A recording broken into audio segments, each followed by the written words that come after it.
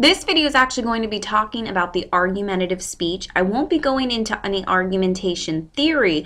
I'm just merely going to be explaining how the speech itself works and the format and topics. So to start with, for topics, the argumentative speech is going to be a passive agreement speech, just as a reminder from persuasion that is an institution making a change. It also has to be a very specific change. I'm going to explain why in a second, but just keep that in mind that you're really clear on what the change is.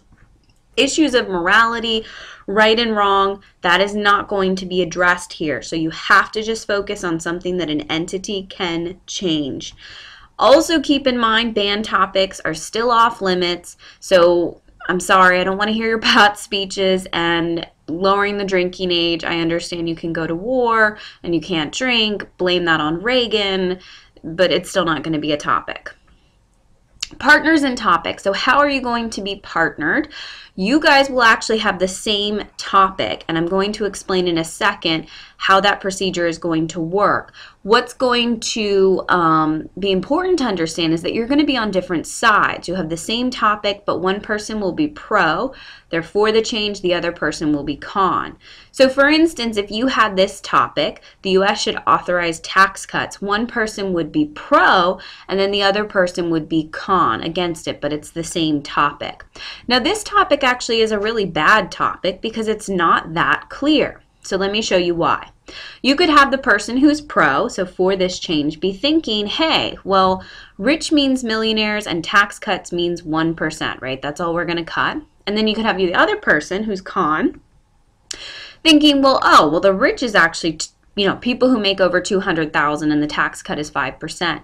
They're arguing different things, and that's not going to work in the debate. So when you're writing your topics, they have to be very specific on what the policy change actually is.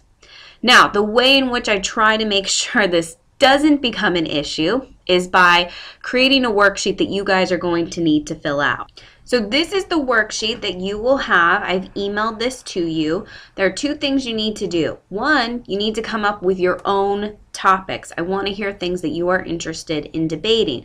Remember, they cannot be banned topics. The other thing is you need to choose 5 topics from what's listed below, and I'll show you that in a second. But as far as the first thing that you have to do, make sure you write your topics right here. You can either print this out and handwrite them, or if you want to just type it into the Word document, that's fine. But make sure you put your institution and your specific change. Now, the second thing you need to do is you need to look at topics that you are interested in. So I have a list right here of a lot of different topics that I typically find students will pair off well on, because I have students who are on both sides of these issues. Some of these issues you are going to have to look up, however, you may not be familiar with them. For instance, like the Buffett rule tax, that's something that Warren Buffett came up and Obama has actually proposed. The Voting Rights Act is something that was just dealt with about a year ago in the Supreme Court. The DREAM Act, this is something that's been around for a little while that has been debated. So these are things you might want to look into. Citizens United, that's a Supreme Court case that's also really interesting to look into. So first you have to have familiarity with these topics, and then once you're done with that, you need to choose where you are. So I've already chosen some examples here.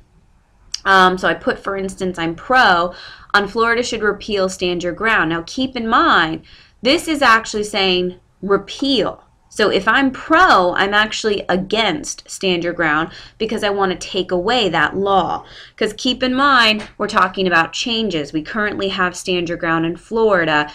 The only topic I could do is to repeal it. Same thing, authorizing military action, I put I'm pro.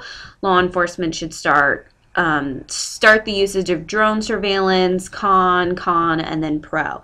So you need to choose 5 topics and then put the side you're for. Are you for whatever the change is, and make sure you're clear on that, or are you against it? So keep in mind you will be bringing this into class. You can print it or you can bring in a digital copy, but just make sure if you have a digital copy, it's something that can be on a tablet or a laptop. A phone's really not going to be very effective for trying to pair off based on this. Now, how are you actually going to be paired off? Well, what's going to be happening is we're going to be doing speed dating, and it's going to be based off your interest on the worksheet. So this is speed dating argumentation style, of course. So what I'm going to do is have everyone kind of pair off, and you'll get a chance to talk to almost everyone in the classroom. Once you sit down in front of someone, what you're going to do is basically talk about your interests. So let's say person A says, you know, one thing I really want to talk about is banning assault weapons. And then person B is like, psh, I don't like that. No, I don't want to ban them. Well, match. You guys will probably be put together. So I'm not going to be pairing people off based on who you want to pair off with. I'm sorry, I know you want to pair off with your friends, but typically friends seem to agree on issues. I really want to pair you off based on things that you're passionate about. So the goal of the activity is to find people who disagree with you, and then based on that, you will then choose your topic and your partner. Now, the format of the actual debate. Remember, there's two sides. You have the same topic, so pro is for the change, con is against the change, and it's important that you're clear on which side you're on because that will actually determine the order of the debate, which I'm going to talk about in a second. So the debate will consist of, first, pro's speech. So remember, that's why it's important if you actually know your side. Pro will start their speech. Their speech will be about 6 to 8. I put 9 minutes in some cases, but I'd really like to keep it more closer to the 6 to 8 mark. Con's cross-examination, that's going to be a question and answer period for 1 to 2 minutes. Con's speech, and then pro's cross-examination. So that's the order. Each debater is going to be responsible for a speech, cross-examining their opponent, and being cross-examined by their opponent. So there's basically 3 roles that you have. Now, the format breakdown, just to go over it a little bit more so you're totally clear on how it's going to work. Okay, so you will start with pro's speech. Like I said, 6 to 9, but really keep it closer to the 6 to 8 mark. So let's say this is your example topic. Palm Beach State should get rid of one of its required math credits. Pro would go up and basically give all of the reasons as to why they would want to do this. Now, there's going to be a specific format and things. I'll go over that, but just keep in mind that's what you're doing. Then we go on to step 2. Con comes up, so this is the blue person, red is going to be pro here, will come up and then cross-examine their partner. So what they'll be doing is asking questions for 1 to 2 minutes. Only con is allowed to ask questions and pro is allowed to answer. They are not allowed to ask questions back because they will be given a chance to do so later on. So right after we finish with the cross-examination, con then does their speech, and then we move into pro cross-examining their partner. So that's the breakdown. Pro speech, con cross-examination, con speech, pro cross-examination. So how will I be teaching this? Since this actually counts as the most, I want to be clear on how the rest of the semester is going to break down. So first, we're going to be having 2 different debates. One is the formal debate that you're going to be choosing in the speed dating activity. That's going to be your graded speech. So you might be wondering, well, what's the other debate? The other debate is what I'm calling a practice debate. This is going to be a topic that you'll also be picking on the day of the speed dating activities, and it is going to be a topic that's not going to be research-based. It's also not going to be a graded speech that you need an outline for. What it's going to be is something that we do right before the actual graded debates to give you kind of a practice. So just keep in mind it's going to be a miniature version. There's not a lot of work that you're going to have to do for it, but it will be really helpful in trying to give you an idea of how the debate's going to work, how to cross-examine your opponent, how to set up arguments.